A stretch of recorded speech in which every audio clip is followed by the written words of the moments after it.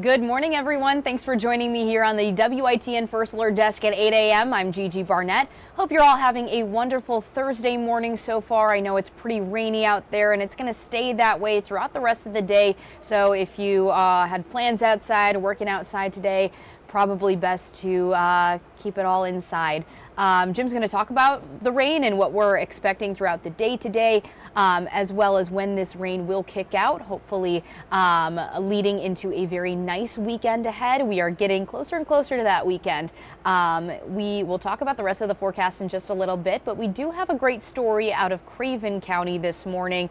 An all-women build program for Habitat for Humanity has been building a home in a New Bern neighborhood. So we were able to see them all in action, you know, getting dirty, rolling up their sleeves and really building this. And it was just a great show of community and support of one another, and really just laying the foundation for a family's home.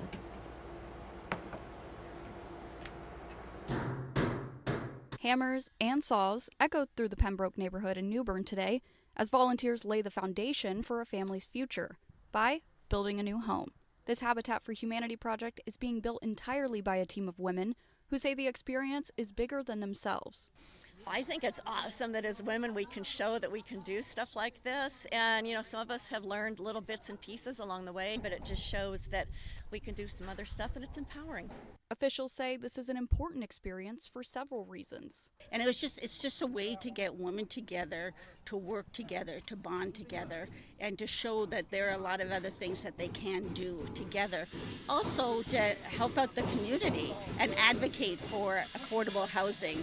Future homeowner Jocelyn Pearsall says seeing the progress is meaningful for her. Because women are powerful, they can do anything, and I know that for my own self.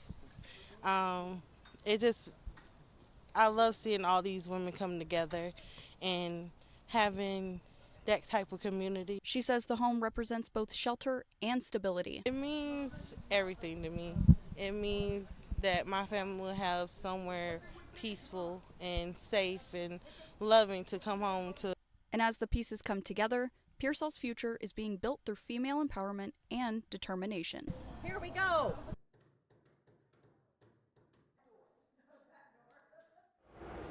Well, really great to see all the work and action that's going on in that house. The foundation's looking great, and I think it's also really beautiful to see that they're able to write some words of wisdom and encouragement and love throughout that home.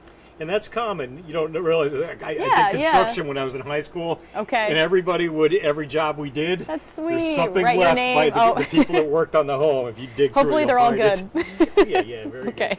good. We're talking rain out there, Right. light rain that's going to persist. This will be a long duration light rain event. It's a good way to think about it. Long duration light rain event. And the duration is good because we need rain to help ease the drought. This is certainly not going to get us out of it, but it's a step in the right direction. All right, low 50s, just a rough looking morning out there. That's both the softball and baseball fields out there. The Pirate Sports Complex where it's 52. I wanted to pull that up so we can talk about the game starting tomorrow. The battle at the Max R. Joyner Family Stadium, softball games. I believe there's 4 games a day. These are the Pirate games based on what I found on the website. So Friday, tomorrow, they'll be playing at 3 and 5:30, the girls will. Temperature, I think, mid-50s. Rain chance, 20%. Should be okay. There's an outside chance for a raindrop, maybe the 3 p.m. game. It looks like a very low chance. I'm not too worried about this. Weekend games look wonderful. 12:30 and 3 p.m. Saturday, 62-ish, give or take. And then Sunday's game at 12:30, absolutely perfect. Sunny skies, lower humidity, 67 degrees. Just screams baseball weather over the weekend. Same thing for the guys. The Clark LeClaire Classic, Friday at 4:30, double nickel, and then Saturday, Sunday, low 60s to 70 on Sunday's game at 3:30. The girls I had is 67 just because it's at noontime. That later start near 70. Gorgeous, whichever game or hopefully many games you're going to. Good luck to the girls and the guys, the baseball and softball programs. Big weekend over at ECU. All right. Satellite radar again, rain, rain, rain. That's all light rain. It's actually shifting a little north. That trend will not continue this afternoon. It's going to begin sagging back southward as we get towards 10, 11 o'clock. And in the afternoon, you guys over Onslow County and Carteret County, probably dry down there through lunchtime or midday on the coast before the rain gets back down your way. But it will eventually. Air temp low 50s headed out, and we'll track the model data for you. And generally sneaking towards some low 60s. So here comes the front, easing towards the area late day into the overnight. Ahead of it, a little more moisture, a little more warmth building in. The rain gets a little heavier from early afternoon through sunset. No big thunderstorms, but a few heavier showers around. Maybe a wind gust to 30. Winds will be blowing 25 regardless, actually.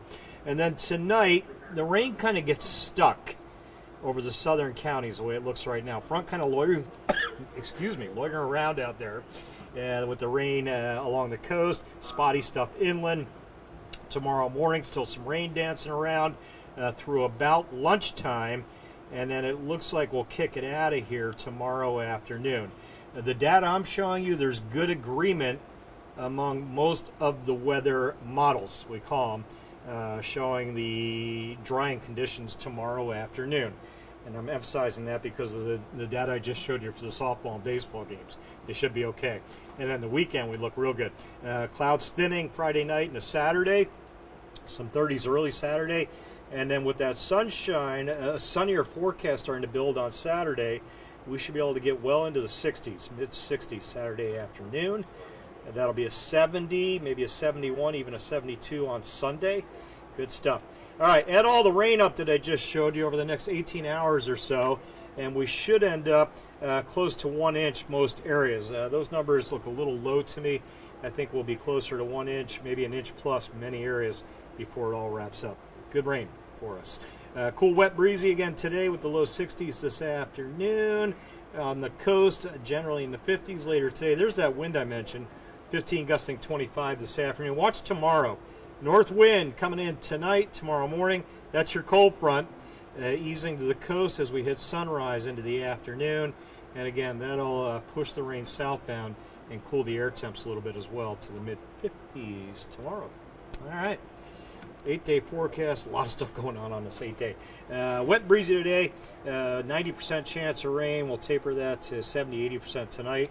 By tomorrow morning, 40 might be a little higher than that early, but tapering downward. By the time we get into the afternoon, that'll be at 20%. And then a residual little thin chance on the coast Saturday morning. That's at 20%. But most of the data says dry. Good stuff. Mid-60s to 70 Saturday, Sunday. And then next week, going to get chilly. It looks like Monday with 40s to low 50s Tuesday. Storm riding north of us, bringing in a few chilly raindrops. That pulls away. The warmer comes right back. 70 by Thursday. Good stuff. All right, nice to see the weekend still looking great. And today, even though it is kind of a dank day, I like that word that you used there. It's going to lead to this really nice weekend, and then also nice to see as well after we get that one cold day Monday, it'll warm right back up. That's nice, isn't it? Yeah. Yeah, that helps a lot. It does. And that's the normal high is 61 or so now. So we get into March, that normal high is rising pretty quickly. So yeah, the chill fading away over the coming weeks as the warmer days start building in. That makes me a little sad, to be honest with you, although it's been one cold winter. It has.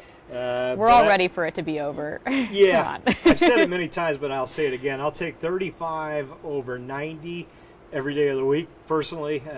Summer, once it gets here, we'll all be saying, man, I'd like to have some of that chilly air back. That's true. We do always say that. But you're right. Right now, though, most people are like, get the cold out of yeah, here. No, I think a lot of us are done with it. We would take the 90s at this point if we could sit by the pool, but that's not the case right now. We'll just take what we can get. The reality of the situation. Exactly. Here. All right. Well, thank you so much for joining us this morning. Just want to say hello to Esmeralda over on Facebook. Thanks so much for tuning in from Chinquapin, and hope you all have a wonderful rest of your Thursday. We'll be back again bright and early tomorrow morning. Night.